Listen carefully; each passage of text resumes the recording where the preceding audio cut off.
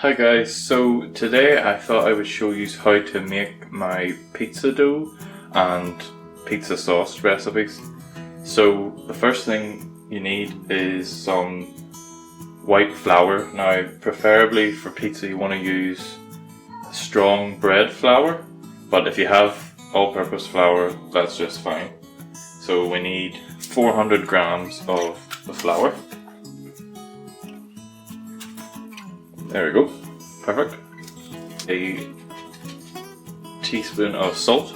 You also need 1.5 teaspoons of yeast. You also need 2 teaspoons of sugar.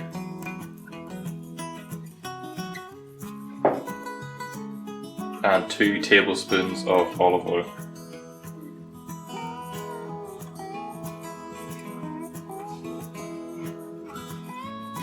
So I'm using a stand mixer. You can do this all by hand, but I find just if you have a stand mixer with a dough hook, it saves you a lot of time.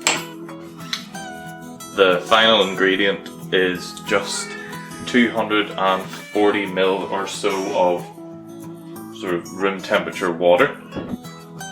Now if you have the water too hot, you'll kill the yeast, and if you have it too cold, it'll just take longer for the yeast to ferment and then take longer for the dough to rise. Now, what I do is I add the water in as I start mixing. So what I'll do is I'll just start this on a low speed. Just the lowest your stand mixer can go, and then I'll start adding in the water.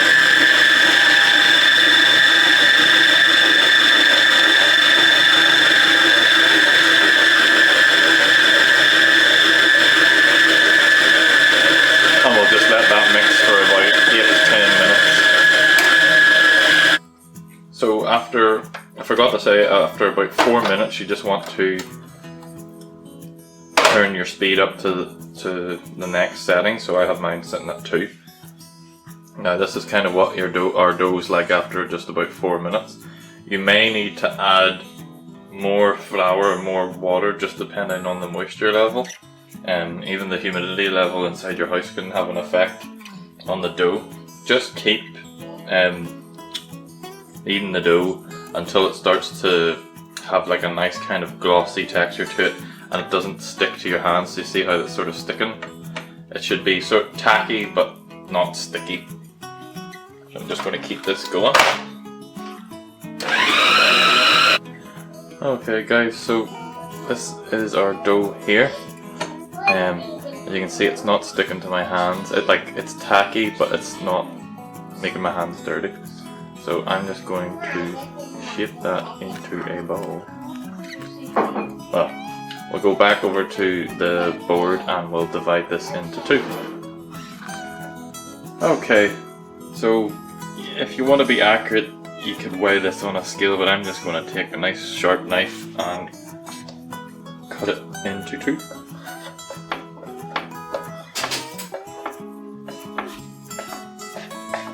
There we go.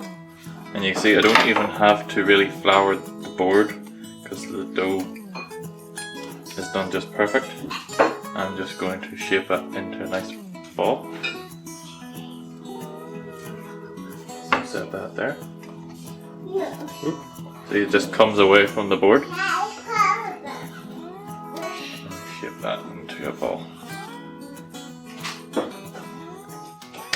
There we go. Now, what you want to do next is you want to find a container that's roughly at least twice the size of the dough ball, and we're going to coat that with a little bit of olive oil. Over here with my son in the background doing his nursery rhyme.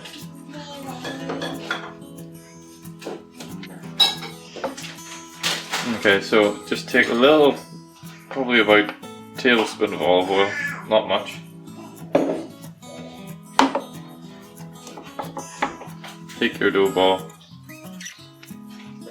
and I just sort of coat the top of it and kind of use the dough ball to spread the oil around the bowl. Just flip it over, and we can cover this with, I prefer to use a clean tea towel, but if you want to use cling film, that's fine. So if you're going to use this the same day, just put your dough in a nice warm spot and leave it for about an hour to 2 hours to at least double in size. Then you're ready to go.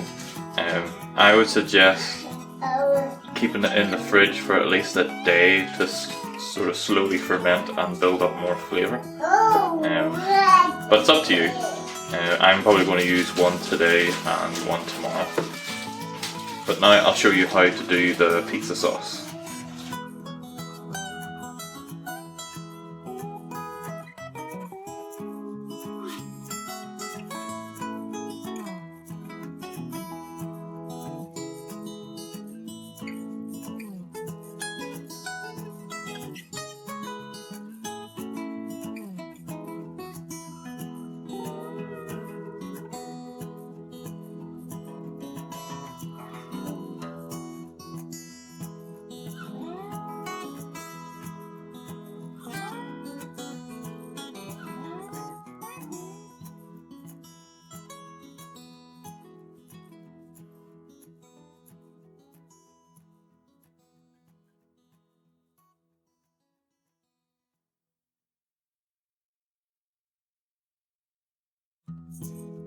Okay guys, so that's how easy it is to make my pizza sauce.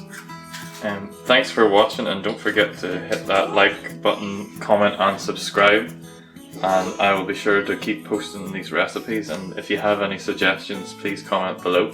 See you later guys.